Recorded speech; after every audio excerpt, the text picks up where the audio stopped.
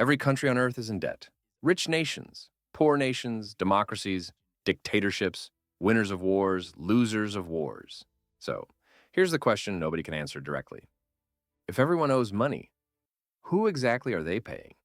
Because in any normal system, debt has a creditor, a name, a balance sheet, a ledger. But when you zoom out far enough, that ledger seems to vanish. Trillions appear, trillions disappear. Bailouts fix nothing. Crises repeat, and the numbers keep growing faster than the real economy ever could. What if global debt isn't just mismanaged? What if it's structured so that the full picture can never be seen by the public? Tonight, we're not talking about a single conspiracy or a secret room with a vault. We're talking about something more unsettling, a system where the most important ledger is fragmented, obscured, and politically untouchable by design. Debt wasn't always this complicated. For most of history, debt was personal and visible. Kings borrowed from merchants. Cities borrowed from banks. The lender and borrower knew each other. If you defaulted, consequences were immediate.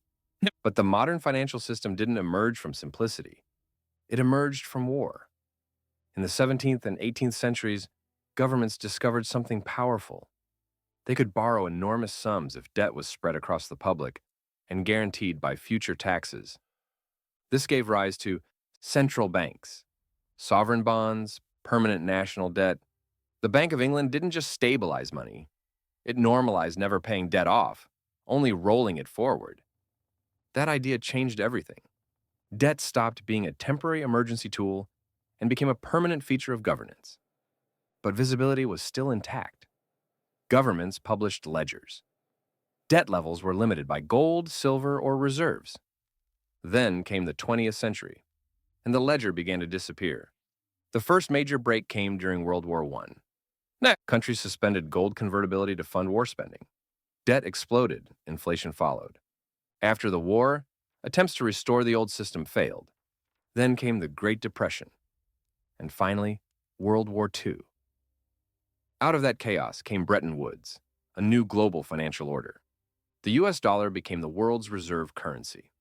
Other currencies were pegged to it, and the dollar was supposedly backed by gold. For a while, it worked.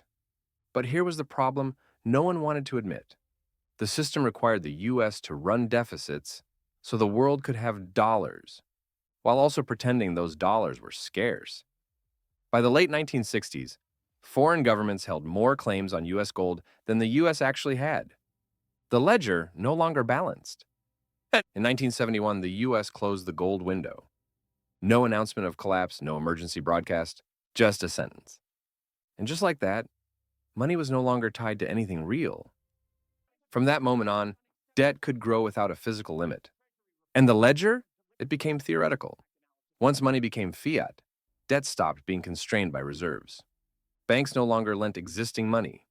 They created new money through lending. This is fractional reserve banking, but modernized, deregulated, and supercharged. Every loan created a deposit. Every deposit fueled more lending. Every layer added complexity. Then came derivatives, futures, swaps, shadow banking, off-balance sheet entities. Debt was no longer just loans. It became financial instruments layered on top of other financial instruments. By the 1990s, the true exposure of the system could no longer fit on any single balance sheet. So institutions did something subtle. They distributed risk across jurisdictions, accounting standards, and legal definitions.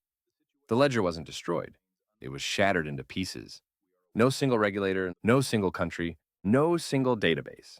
Just fragments. And when you can't see the whole picture, you can't challenge it. In 2008, the system almost collapsed. Mortgage debt, repackaged, leveraged, insured, and resold, began to fail. Suddenly, institutions didn't know who owed what, who guaranteed whom, who would collapse next. For a brief moment, the hidden ledger threatened to reveal itself. And what happened? Governments stepped in. Not to expose the system, but to freeze it in place. Central banks created trillions in emergency liquidity. Bad assets were absorbed. Losses were socialized. And the public was told this was temporary, and it wasn't. Zero interest rates became permanent.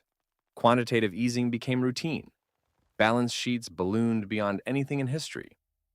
The ledger didn't disappear after 2008. It went deeper underground. Today, global debt exceeds 3 times global GDP. That alone should be impossible. But here's the more disturbing part. Much of this debt cannot be repaid without collapsing the system that created it. If rates rise, governments face insolvency. Markets crash. Pension systems fail. If rates stay low, inflation erodes purchasing power. Savings are punished, inequality widens. So central banks are trapped. And the ledger? Still fragmented across sovereign debt markets, central bank swap lines, IMF special drawing rights, derivatives clearinghouses, shadow banking networks, no public dashboard, no unified accounting, no democratic oversight. Not because it's illegal to see, but because seeing it would destabilize belief. Every proposed fix hits the same wall. Raise taxes, economic slowdown, cut spending, social unrest, default, global contagion, inflated away, loss of trust, audit everything, market panic. So policymakers choose the only option left: to delay, roll the debt, extend maturities, create new instruments, rename liabilities. The ledger grows, no, but accountability shrinks. Debt doesn't disappear. It just becomes someone else's problem in the future. This isn't new. Rome debased its currency to fund expansion. Medieval kingdoms defaulted repeatedly. Weimar Germany printed to survive. Every empire eventually chose debt over discipline. The pattern is always the same. Debt funds growth, debt funds stability, debt funds survival. Debt consumes the system. What's different now is scale. For the first time in history, the entire planet is tied into one interconnected debt structure. There is no outside, no reset button, no gold standard to return to without massive disruption. And the ledger that tracks it all? Still invisible to the people who bear its cost. So what does this all mean? Global debt isn't chaotic. It's structurally obscured. Fragmentation protects the system from scrutiny. The biggest risk isn't collapse tomorrow, it's its normalization. A system can survive far longer than people expect, until it can't. When debt becomes untouchable, trust becomes the real currency.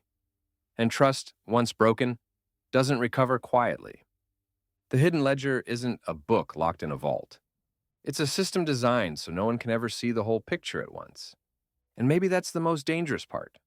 Because the moment people finally demand to see it, that's usually when systems change. Or break. If this made you question what you've been told about money, debt, and power, subscribe. Because the most important stories in finance aren't the ones on the front page. They're the ones hidden in the footnotes. And next time, we'll ask an even more uncomfortable question. What actually happens if trust in money finally runs out?